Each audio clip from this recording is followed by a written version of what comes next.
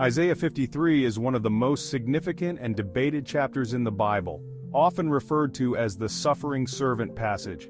It describes the suffering, rejection, and eventual triumph of a servant of God. Christians traditionally interpret this chapter as a prophecy of Jesus Christ's suffering and death, while Jewish interpretations often see it as a description of Israel's suffering as a nation.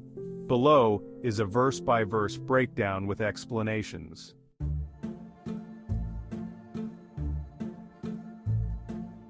Verse 1, Who hath believed our report, and to whom is the arm of the Lord revealed? This verse introduces the concept of disbelief and amazement. The message refers to the report about the servant, while the arm of the Lord symbolizes God's power and deliverance. Despite the power of the message, many would not believe or recognize its significance.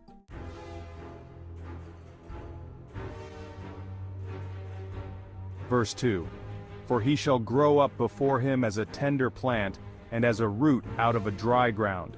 He hath no form nor comeliness, and when we shall see him, there is no beauty that we should desire him.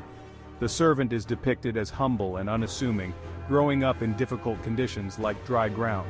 Unlike kings or heroes of the time, he has no outward attractiveness or royal grandeur. This implies that the servant will be overlooked or undervalued by people.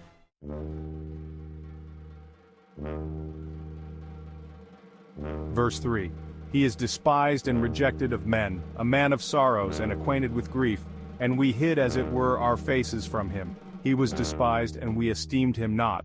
This verse highlights the servant's rejection and suffering. He is scorned and treated with contempt. The repetition of despised emphasizes how people fail to recognize his importance. He is characterized as someone who knows sorrow and pain intimately.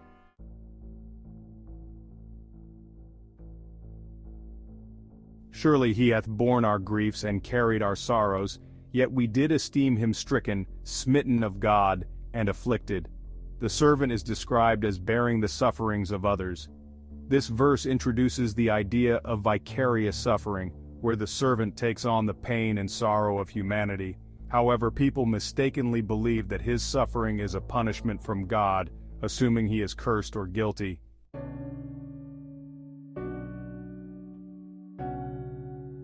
But he was wounded for our transgressions, he was bruised for our iniquities.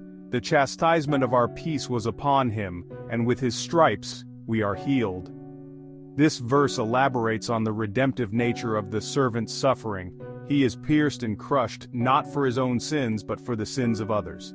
His punishment brings peace and healing to humanity, marking the idea of substitutionary atonement.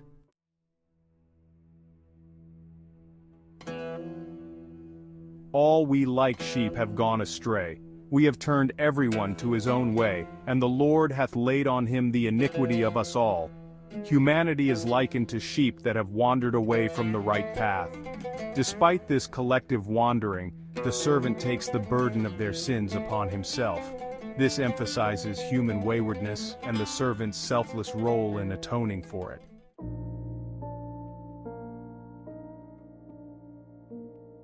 He was oppressed and he was afflicted, yet he opened not his mouth. He is brought as a lamb to the slaughter, and as a sheep before her shearers is dumb, so he openeth not his mouth. The servant's response to his suffering is remarkable. He remains silent, not defending himself or retaliating. The metaphor of a lamb being led to slaughter conveys innocence, submission, and willingness. This verse suggests humility and patience in the face of injustice.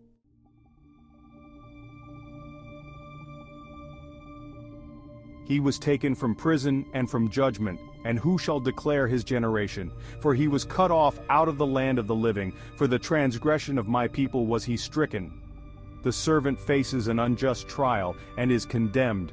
He is cut off from the land of the living, meaning he dies, and this is understood as a punishment borne on behalf of the people's sins. His death is seen as both unjust and sacrificial.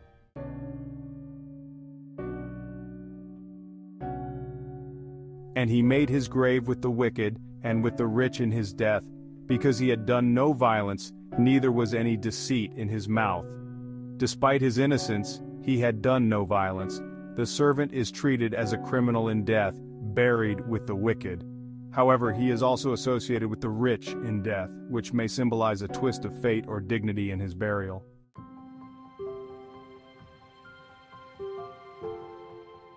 Yet it pleased the Lord to bruise him, he hath put him to grief. When thou shalt make his soul an offering for sin, he shall see his seed, he shall prolong his days, and the pleasure of the Lord shall prosper in his hand. The suffering of the servant is part of God's divine plan. His life becomes a sin offering, a sacrificial role in atonement. Despite his suffering and death, there is a future promise. He will see his offspring and have prolonged days, implying his ultimate vindication and success.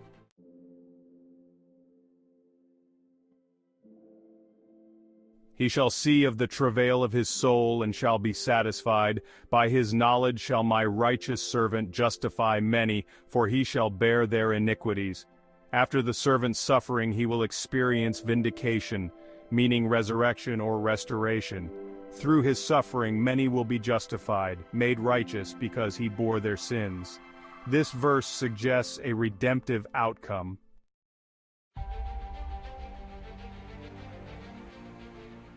Therefore will I divide him a portion with the great, and he shall divide the spoil with the strong, because he hath poured out his soul unto death, and he was numbered with the transgressors, and he bare the sin of many, and made intercession for the transgressors.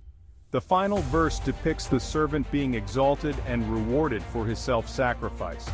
Though he was treated as a criminal, numbered with the transgressors, he took on the sins of many and acted as an intercessor. His reward is a place of honor and triumph, sharing in the victory with the strong.